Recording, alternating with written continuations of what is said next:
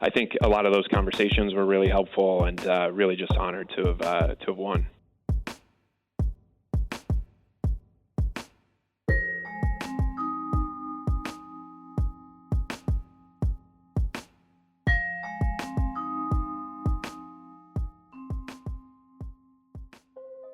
Hi there, it's WAMC News Director Ian Pickus, and on this episode of the WAMC News Podcast, as a new president takes office, so does a new member of Congress from upstate New York.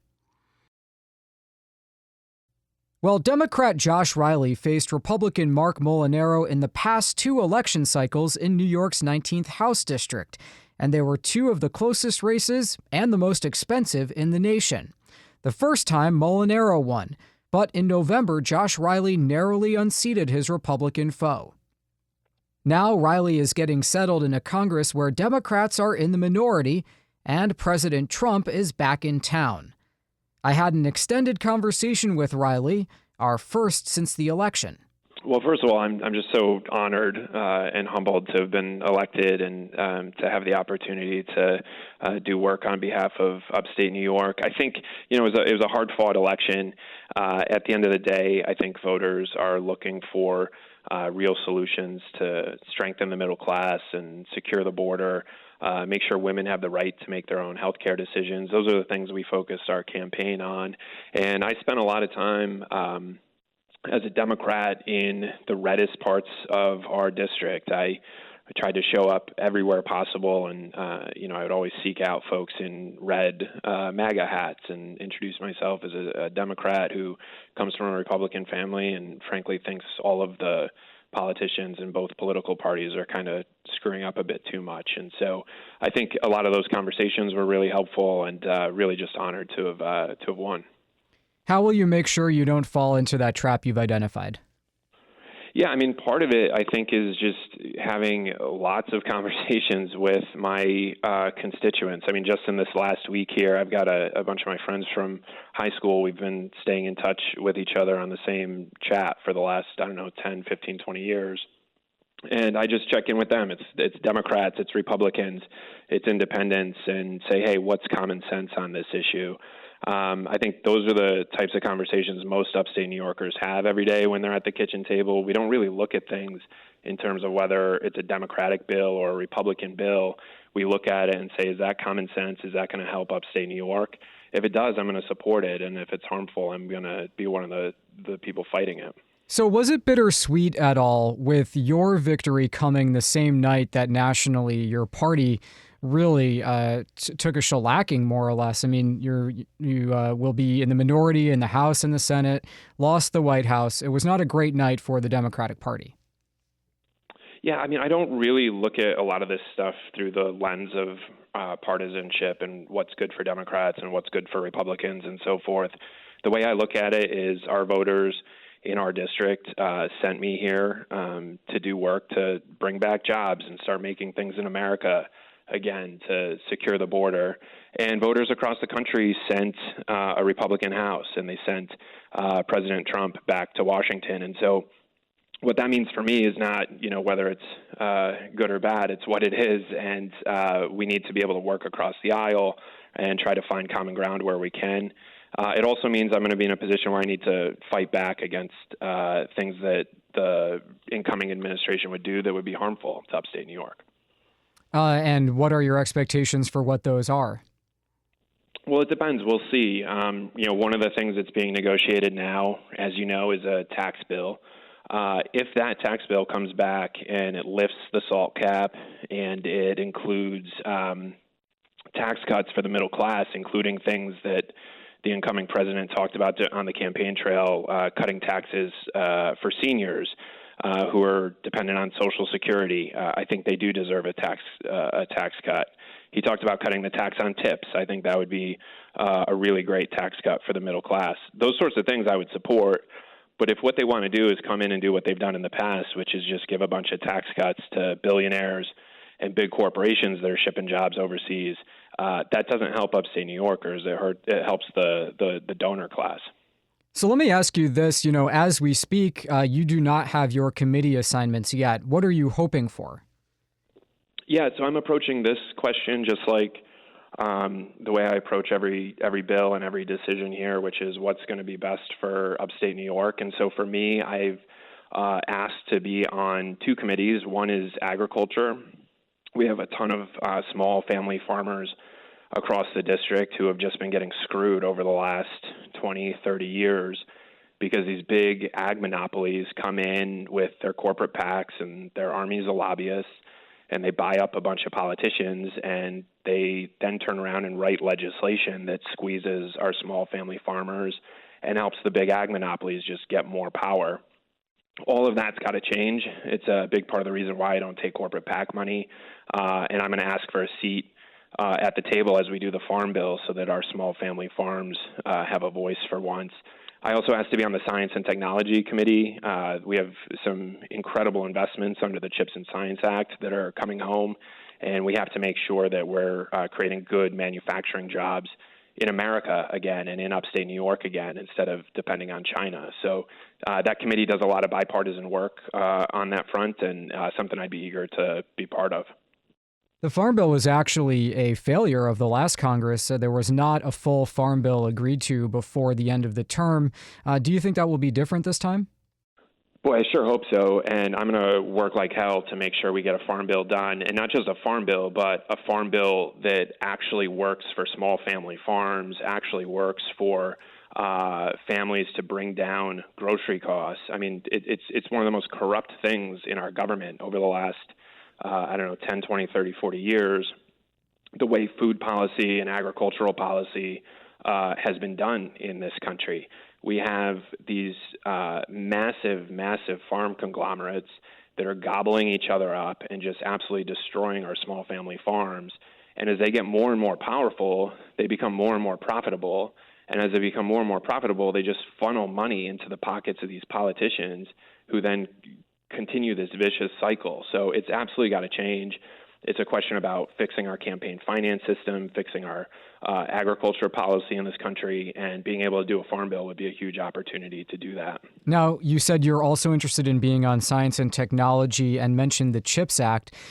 The House Speaker, Mike Johnson, was in upstate New York during the end of the campaign, and he had to walk back the way he answered a question about the future of the CHIPS Act, saying before he walked it back that Republicans might be interested in scrapping it. So are you confident that whether you're on that committee or not, as it works out, that the CHIPS Act is the law of the land and here to stay?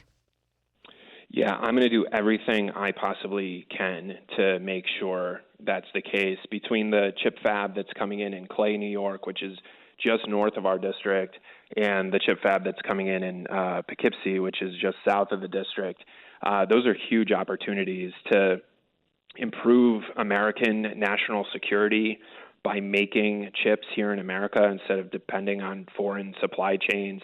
And as importantly, it's an opportunity to rebuild the middle class. I mean, these are really, really good jobs building these chip fabs and working in these chip fabs. And so it's a top priority of mine to make sure that those investments continue and that they're not cut. I have 1 minute for a couple housekeeping things. How did you do in the office lottery? I actually did pretty well. There's about 63 of us in my freshman class. I got to pick seventh, so I'm happy with an office that has a window that looks out onto a construction site, including progress. It's great though for me because my 4-year-old loves coming and looking at the construction vehicles, so we landed right where we were supposed to. I also told folks, and probably should not have said this, but I would have been happy, in a windowless basement office at this point. I'm just here to do the work and just really honored to be here. Now, do you have a plan for any sort of regular schedule of town halls back in the district or appearances, or how will you handle that part of your job? Yeah, well, we're working on that. I want to be in D.C. as little as possible and home in the district as much as possible. I would expect to have, as soon as I can get home from votes, to be able to do that and keep a really busy schedule with folks across the district. Will you go to President-elect Trump's inauguration? Yeah, I am planning to attend the inauguration. I'm looking forward to it. My office has an allotment of tickets, so any of your listeners who would be interested in attending as well should call my office to request those. I've been reaching out to folks across our district to invite folks to attend. I think it's a really important event, obviously, and I'm looking forward to attending it. Speaking of which, I saw a picture of you with your hand up and your family and Speaker Johnson taking the oath. How did you get your kids matching suits? So I will tell you that was the highlight of this for me, was being able to have my family and my kids for swearing in. We actually took our first votes that day, and I was able to bring my 1.5-year-old and my 4.5-year-old onto the House floor to vote with me. And I will tell you, the voting, the way it works is you put a card in a machine and then you hit yes or no. And I brought my kids in and I put my card in the machine and then I let them help me vote. And my 1.5-year-old was just smashing all of the buttons. And then we left the floor, and my chief of staff said, "Josh, are you sure you voted the right way?" And it occurred to me I actually had no idea because I had delegated it to Mateo, so I had to go back in and make sure I'd voted the way I intended to. And sure enough, I did. So Mateo's off to a pretty good start here. So it occurs to me, sometimes members of the opposite party don't really interact too much with the House Speaker. You, of course, were voting for Hakeem Jeffries to be the Speaker of the House, along with the Democratic Party. What kind of relationship do you have or expect to have with House Speaker Johnson? I expect to have a really good and productive relationship with him. He addressed the incoming freshman class and talked about the importance of civility and remembering that we're all people.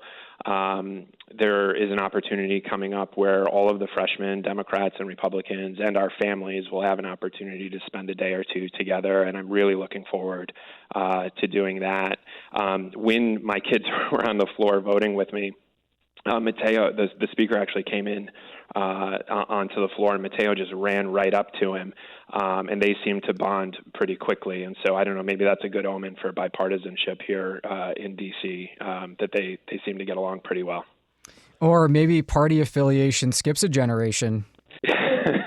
That might be it. Or in our household, party affiliation doesn't really matter all that much. Okay, there's the Josh Riley we know. Well, let's talk about one of the early votes. So about 48 Democrats did vote for one of the early bills, which was named for Laken Riley, and that is going to require the detention of migrants who commit what, are relatively minor crimes, like shoplifting, that kind of thing. And how come you voted for it?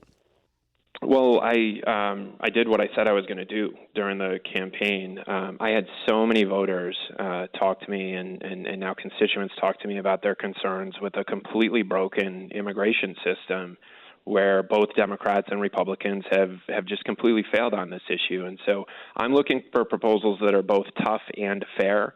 If they're tough and they're fair, I'm going to support them. If they're not, then I won't. I think this bill was tough and it was fair. It's not going to solve every problem with our immigration system. There's a huge amount of work that needs to be done on this, but it's a step in the right direction. I think more broadly speaking, I really hope that Congress is able to turn its attention to sending more agents and more technology to the border. I think that's the first thing that needs to happen to solve this issue. But in terms of the bill that we voted on, what was that, earlier this week, it's a step in the right direction. It's bipartisan, and I think it was the right thing to do. Critics have said that it overreaches by requiring immediate detention, and some advocates have said that, that will begin a mechanism to kind of strip away due process from people who are arrested. What do you say to that line of criticism? Look, I respect people on both sides of this bill. I think reasonable people can disagree with it. I don't share those concerns because the bill does provide for due process. It does provide for a hearing.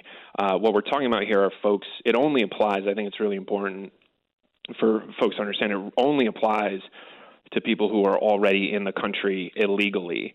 So if you're in the country lawfully, this bill would not apply to you. And then it only applies further to folks who have been arrested for or convicted of things like burglary, various theft charges. And basically what it says is, well, we're pending the results of your case, you're detained for that period. And so those people can't go back out onto the streets to commit other crimes in the interim. What's your sense of immigration now as a political issue? I mean, it's quite clear that President Trump scuttled what had been a bipartisan compromise put together by the Senate about a year out from the election because he wanted to run on the issue. Now he's won and Republicans are in control. Are you optimistic that maybe some of those reforms will be revived? I think what we need is big picture, comprehensive, bipartisan immigration reform. And so for me, what that means is a few things. First of all, let's secure the border. Let's send additional agents to the border.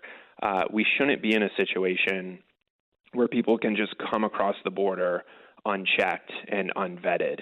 We saw the consequences of that just last year when South American gang leaders turned up in my hometown. Like that should never, ever be allowed to happen. At the same time, across this country and certainly across upstate New York, we have immigrants who are working incredibly hard. They're paying their taxes. They're following the rules. They're contributing to the local economy. They're contributing to the community. And we need to make sure the immigration system that we have is fair for them and recognizes hard work. There is definitely a way to strike this balance. We've just got to get some of the political rhetoric out of it, stop thinking of it as a partisan issue, and just start thinking about it with a little bit of common sense. Are there areas where you will draw a line with what President-elect Trump has pledged to do on immigration? You know, one thing that comes to mind is doing away with birthright citizenship, for example. Yeah, there's absolutely places where I'm going to draw a line. There's also going to be places where I'm going to work with the other side.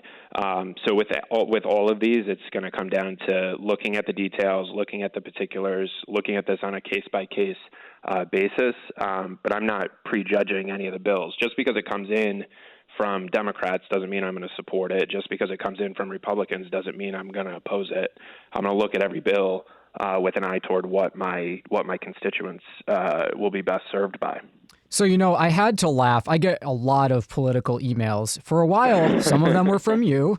But, you know, when you voted for Hakeem Jeffries to be Democratic leader in the first vote to set up the new House, I got an email right away from Republicans in your district saying you had already betrayed upstate New York. But for people listening, why did you support Jeffries both for Democratic leader and for speaker? Well, a couple of things. The political emails and all the emails that come around, I know how incredibly annoying those can be. Sometimes I'll be sitting on the couch and an email will come in from my campaign and my wife will get it and she'll look at me and then she'll look at the email and she'll just hit the delete button. So I'm sorry if you're getting flooded with all of those. She'll send me right to her trash box, I guess. But look, I mean, the campaign's over. It's time to look forward and start focusing on the work. The reason I voted for Hakeem Jeffries for speaker, he's a Binghamton University grad. When I voted for him, I actually gave a shout out to Binghamton University. He knows the issues that we're facing across upstate New York because he and I have talked about those. He knows how important it is for upstate New York to get a farm bill that actually works for small family farms for once. And he knows that one of my top priorities is bringing good manufacturing jobs back home. And so I voted for him. That said, Mike Johnson won the speaker vote, and I'm eager to work with him. Congressman Riley, question for you. You know, everyone has their friends and their foes in the Congress. Who do you see as some of your allies in the House as you try to forge, you know, some partnerships both within your party and across the aisle? I mean, one of the most rewarding things about this first week has been meeting so many folks from all over the country on both sides of the aisle. And I think, you know, I understand that we're living in a really hyper-partisan world where, especially coming out of a campaign, but one of the things that I've been reminded of over the last week on this job is that there's a lot of folks who are here taking the same approach that I am, which is that it's less about political party and more about delivering for your district. And so I'm eager to have conversations with folks who are interested in getting a good farm bill done that works for small family farms, interested in talking to a lot of folks who care about bringing good manufacturing jobs back home. So I'm really optimistic that there's going to be lots of opportunities to work with lots of people here. What do you make of President-elect Trump's comments about places like, Greenland and Panama and the Gulf of Mexico and Canada? I'm going to ask a question that I've asked on this show about 1,000 times, which is, Sure. Do we take these statements seriously now? I mean, really, he's going to be president in a couple days again, and for the second time, so presumably he knows what he wants to do. Well, I can't necessarily speak for him, but I can speak for myself. I did not come to Congress to take over Greenland. I came to Congress to lower grocery prices, get a farm bill done, and bring some manufacturing jobs home. So I really hope we get focused on those issues, because those are the issues that I think voters sent us here to work on. So what would you say are your top priorities in terms of crafting legislation? What will we see from your office first? Yeah, well, we talked in a prior segment about committee assignments, and so that's the starting point for me, hoping to get those committee assignments next week, hoping they put me in a position to work on ag policy across upstate New York, work on the Farm Bill, get that done because the last Congress failed on it, and the Science and Technology Committee, which is one of the leading places for manufacturing policy in this country. I'd say the things I'm most focused on as priorities are going to be those issues, and also access to health care in our rural communities. I'm going to join the Rural Health Caucus. We have massive issues in terms of both providers being overworked and underpaid in a lot of the district across our rural communities. Patients who are having trouble accessing the care they need in an affordable way is something that I'm going to be prioritizing. And then, one of the big issues from the campaign is securing the border and public safety. That's something I'll be focused on. And I'm also joining the pro-choice caucus to do everything we can, even in the minority, to restore a woman's right to make her own health care decisions. Do you believe that the Republican majority in the House will put forward a national abortion ban bill? They might. If they do, I'm going to fight like hell against it, and I think a lot of us here will fight like hell against it. I think one of the messages that voters sent as loudly and as clearly as possible in this election and in the election before that, and frankly in every election that's been held since Roe v. Wade was overturned, is that Roe v. Wade, which gave women the right to make their own health care decisions, should be the law of the land. So if anybody comes forward with a proposal to ban abortion nationwide, that's a huge mistake, and we're going to fight against it. Have you determined yet where your district offices will be? Yeah, we're working on that. So we are hoping to have, I'm hoping next week, physical locations open in both Binghamton and in the Albany area. We'll probably have additional offices coming online this quarter. And in addition to all of that, one of the things we're looking at is a mobile office operation, not unlike the one that Pat Ryan has. Oh, he loves his van. He talks about that on this show a lot. Yeah, well, he and I have talked about that as well, and I think it's a great way to reach folks in communities all across the district, folks who don't always necessarily have easy access to their member of Congress. We should be meeting people where they are, and so I anticipate that we will do something that's modeled off of that. So give me an update on your call on OSHA to take another look at its proposed safety regulations for volunteer firefighters. I gather there's concern that this could discourage participation in New York. Have you heard anything back? Yeah, so this is a huge problem across the district. It was something that was brought to my attention when I was up in northern Otsego County during the campaign.